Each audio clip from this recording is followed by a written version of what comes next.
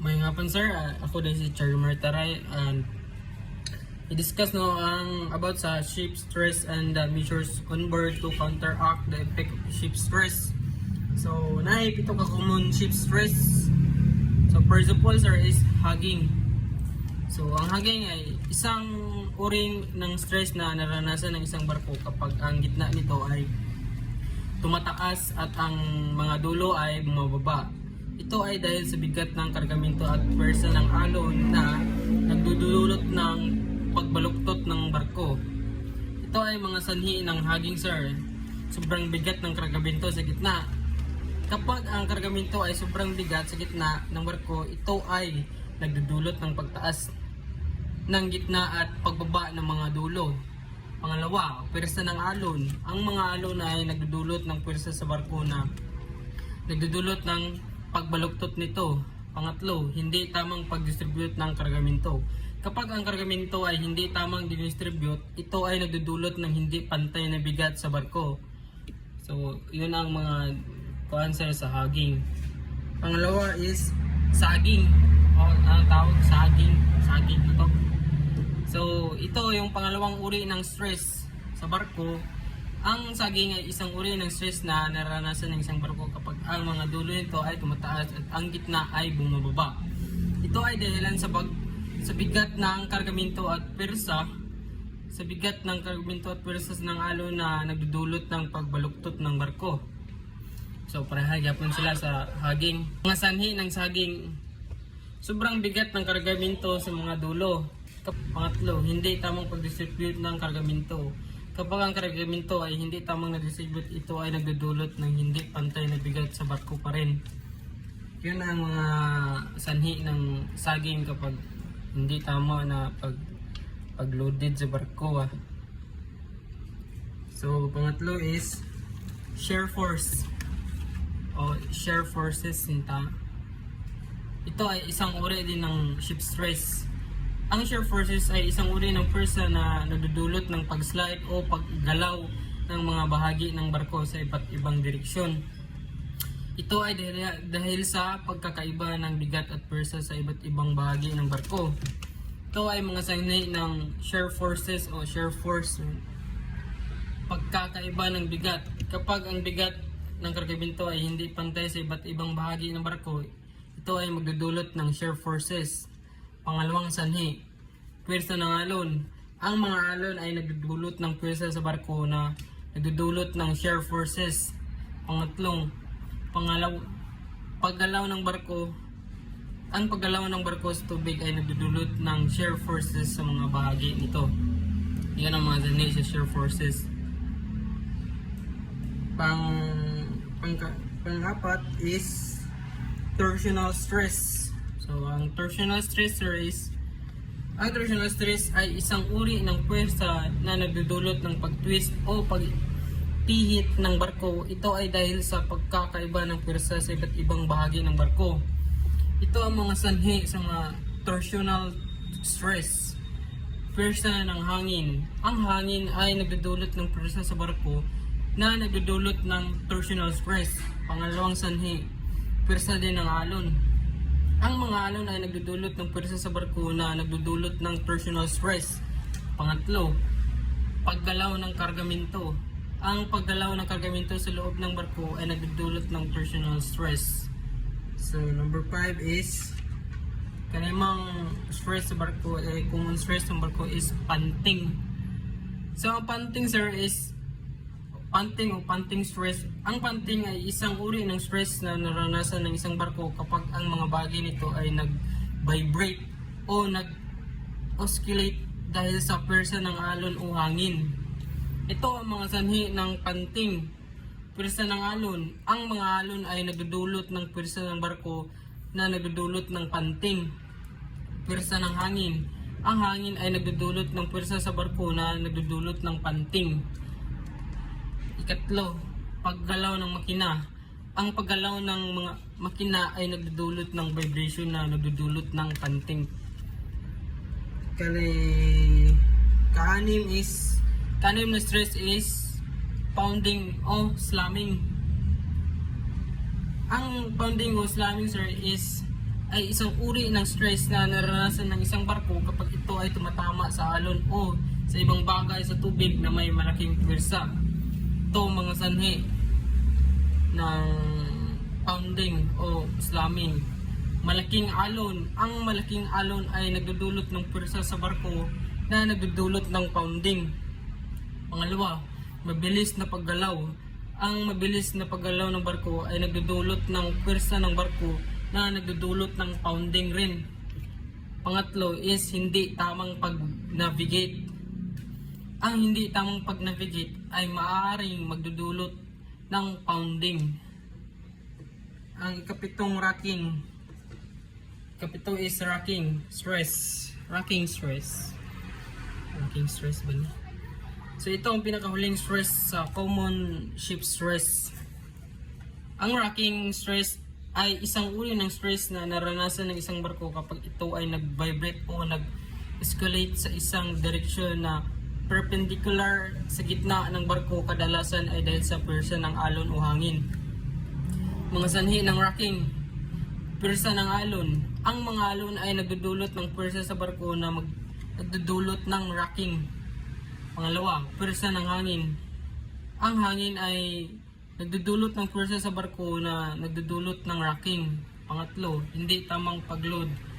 Ang hindi tamang pagload ng kargamento ay maaaring nagdudulot ng rocking. So, yun lang yung pitong common stress sa barko, sir.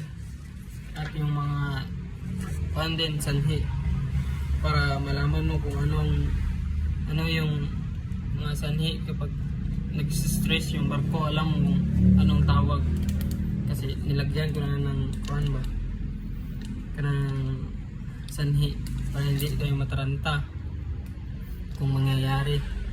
So measures to counteract ship stresses. So may 5 measures to counteract ship stresses o counteract sa mga barko. Number 1 is structural design. Features. Ang mga structural design features ay may mga elemento na disenyo ng barko na naglalayong magbigay ng lakas at katatagan ng isang structural design features. Longitudinal strength. Ang longitudinal strength ay tumutukoy sa kakayahan ng barko na matiis sa mga pwersa ng nagdudulot na pagbaluktot sa gitna ng barko. Pangalawa is transverse strength. Ang transverse strength ay tumutukoy sa kakayahan ng barko na magtiis sa mga pwersa na nagdudulot ng pagbaluktot sa mga gilid ng barko. Ang mga elemento tulad ng frames, bulkheads at stiffeners ay nagbibigay ng transverse strength sa barko. Pangatlo, double bottom construction. Ang double bottom construction ay isang disenyo ng barko na may dalawang layer ng hull o hull, ang inner hull at ang outer layer ng hull.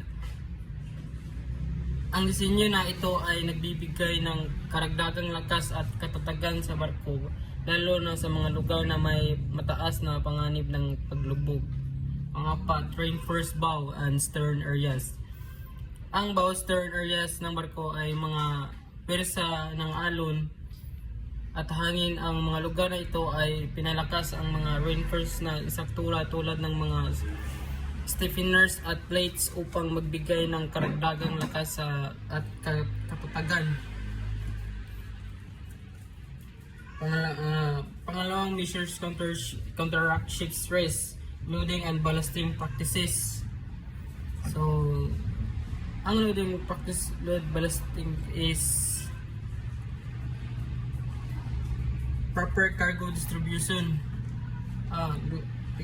Loading and ballasting practices.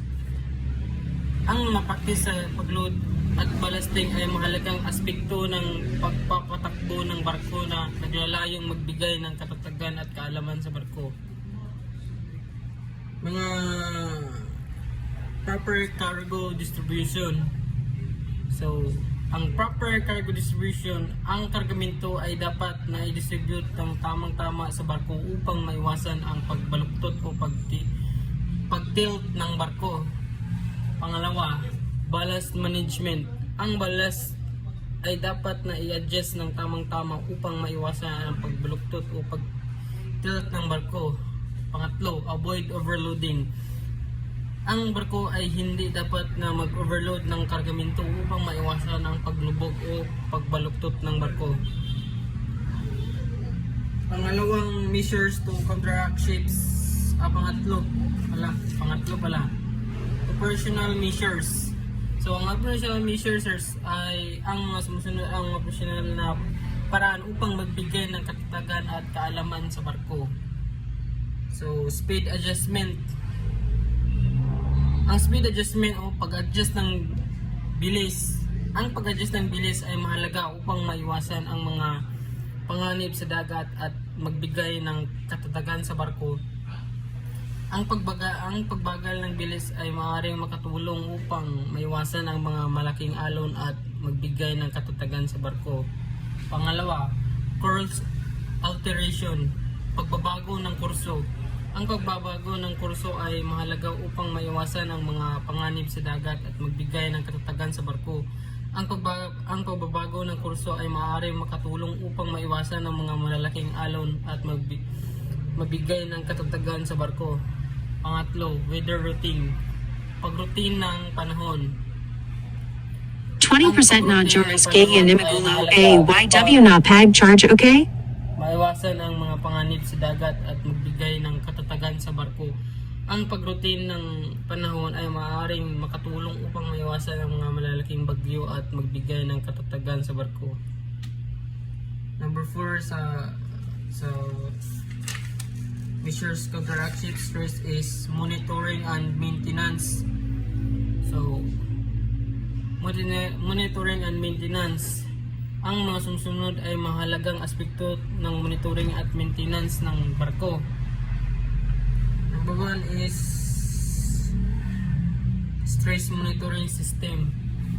So ito, stress monitoring system. Ang stress system ay isang sistema na nag-monitor ng mga stress at strain sa barko upang matiyak na ang barko ay nasa maayos na kalagayan. Pangalawa, regular inspection. Ang regular inspection ay mahalaga upang matiyak na ang barko ay nasa maayos na kalagayan at upang maiwasan ang mga problema sa hinaharap. Pangatlo, maintenance of structural integrity. Ang maintenance of structural integrity ay mahalaga upang matiyak na ang barko ay may sapat na lakas at katatagan upang makayanan ang mga pwersa ng dagat.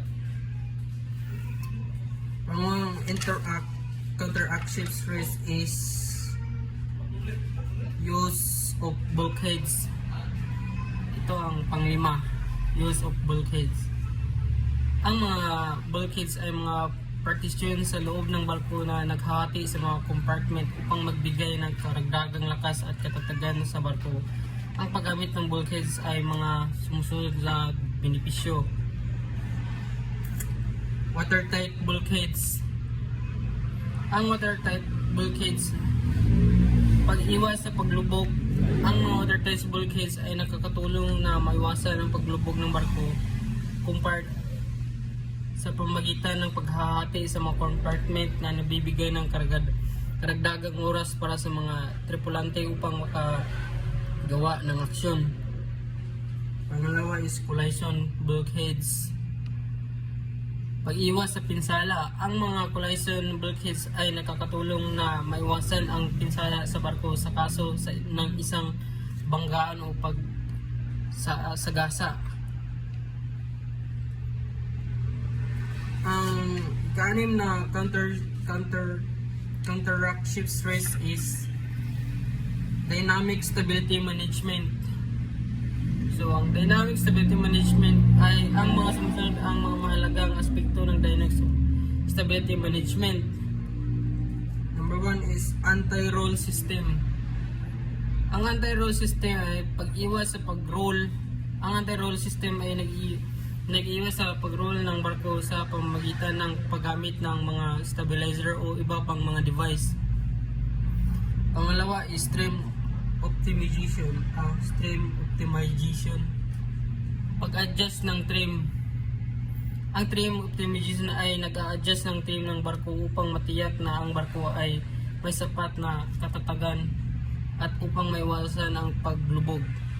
So, yun lang sir. Thank you.